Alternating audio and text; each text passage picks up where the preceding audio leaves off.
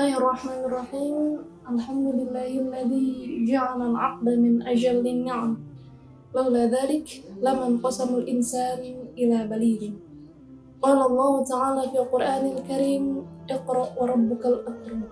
Alladzi 'allama bil qalam, 'allama al-insana ma lam ya'lam. Laqad kanat tilkal ayat al-mubarakat awwalu ma anzala min adh-dhikril hakim min ladun rabbil alamin ala qalbi sayyidil mursalin bilisanin arabiyyin mubin. Wa ma asdaqu tilkal ayat al-mubayyinat ta'biran 'an mawqifi dhalika ad-din al-hanif min al-'ilmi wa min wasailihi wa adawatihi. Fa innal insan idza tadabbaraha waqafa amamaha mabhuran min raw'ati bayaniha.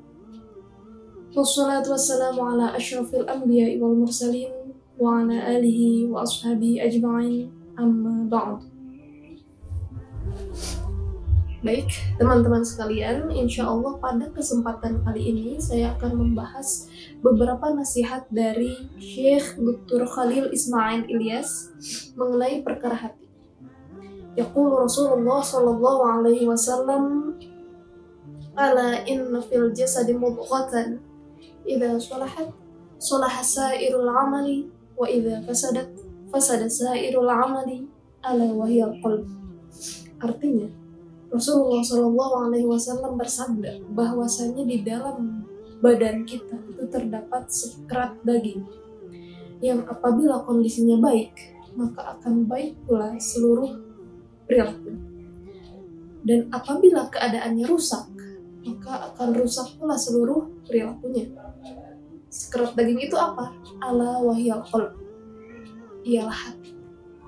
Allah Subhanahu wa Ta'ala tidak pernah melihat hambanya dari bentuk fisiknya. Allah Subhanahu wa Ta'ala hanya menilai hambanya dari isi hati seorang hamba tersebut. Al-ulama syabbahu al-qulub bil ina. Qalbul mu'min kal ina alladhi wudi'a hakadha bishaklin sahih, wa qalbul kafir kal ina alladhi wudi'a hakadha maqlub, wa qalbun nafiq kal ina alladhi wudi'a bishaklin sahih lakinna fihi hufr. Para ulama menganalogikan hatinya manusia itu layaknya wadah.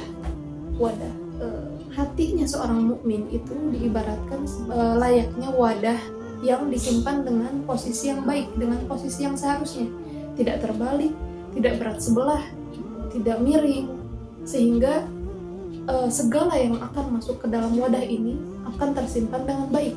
Begitu pula dengan hatinya seorang mukmin, segala kebaikan yang masuk dalam hatinya akan tersimpan dengan baik, akan tertanam dengan baik, karena hatinya bisa dijaga dengan baik, sebagaimana wadah yang bisa dijaga dengan baik, yang bisa diposisikan dengan baik, maka akan masuk segala kebaikan.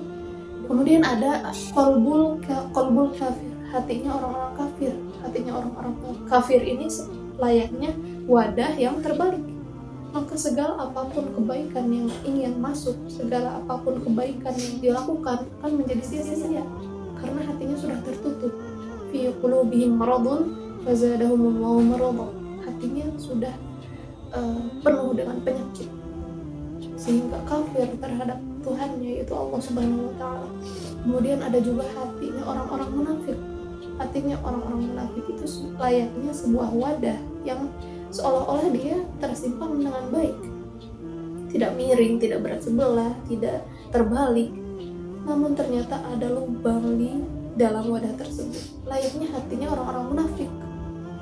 Dia melakukan perbuatan baik, sholat misalnya, atau sedekah, melakukan perbuatan baik itu hanya untuk pamer misalkan, atau hanya untuk riya, hanya untuk ingin dipuji dan lain sebagainya, maka segala kebaikan yang dilakukan oleh orang-orang munafik ini akan sia-sia, tidak akan diterima gitu.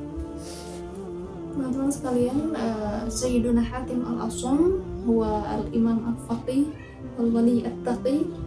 Sayyiduna Hatim al-Asam beliau berpendapat bahwasanya hati manusia itu ada 5 jenis.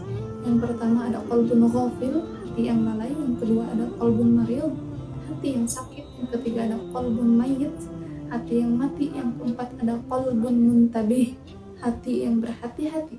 Yang kelima ada qalbun salim, hati yang baik. Jenis hati yang pertama yaitu qalbun ghafil ialah orang-orang yang sering lalai dalam beribadah, lalai dalam berzikir, lalai dalam membaca Al-Quran, lalai dalam muamalahnya bersama Allah dan muamalahnya bersama manusia.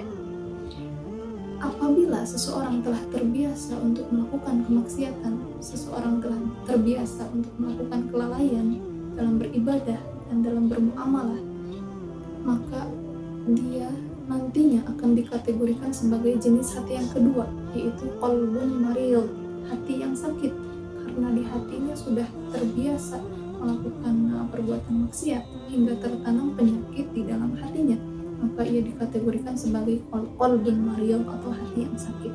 Dan apabila ia terus melakukan kemaksiatan tersebut tanpa rasa bersalah dan tanpa rasa penyesalan, gitu ya, maka ia nantinya bisa dikategorikan sebagai qalbun mayyit. Hati yang mati ini diibaratkan seperti hatinya orang-orang kafir, karena hatinya orang-orang kafir itu sudah mati, sudah tidak dapat menerima kebaikan, sudah tidak ada rasa iba di dalam hatinya, sudah tertutup hatinya dari melakukan kebaikan, sebagaimana yang kita lihat sampai saat ini orang-orang Israel tanpa ampun menindas orang-orang Palestina, karena orang-orang yang menindas itu adalah orang-orang yang sudah mati hatinya.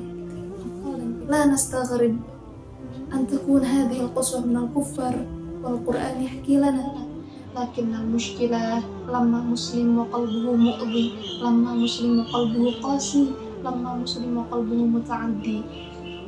Tapi apa jadinya jika hati yang keras itu dialami oleh umat muslim sendiri?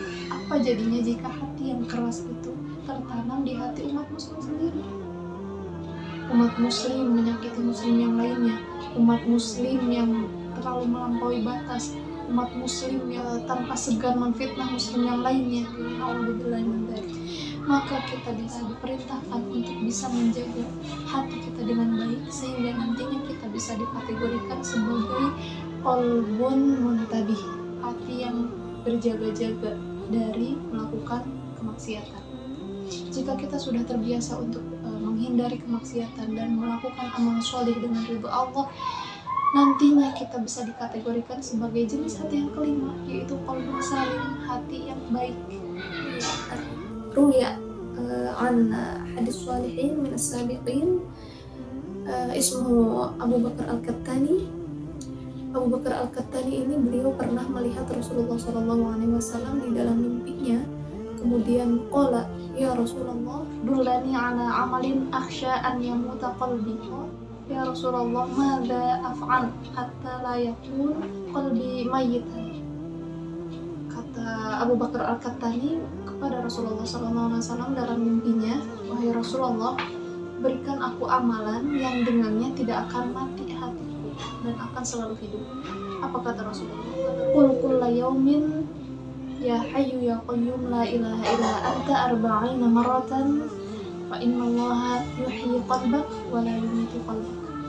Kata Rasulullah, bacalah ya hayyu ya qayyum la ilaha illa anta 40 kali dalam sehari, insya Allah Allah akan selalu menghidupkan hatimu dan tidak akan mati hatimu. Setelah mengalami mimpi tersebut, Abu Bakar Al-Kattani kemudian mengamalkan wirid tersebut di setiap harinya dan mengijazahkan kepada yang lainnya sebagai bentuk tabaruk dari mimpi yang beliau alami, karena sejatinya jika seseorang telah bermimpi bertemu Rasulullah, maka mimpinya itu adalah mimpi yang hak, ru'yal hak, karena syaitan tidak dapat menyerupai wajah Rasulullah.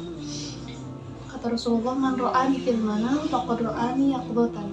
Barang siapa yang bisa melihatku dalam mimpinya, maka dia telah mampu melihatku secara sadar di dunia.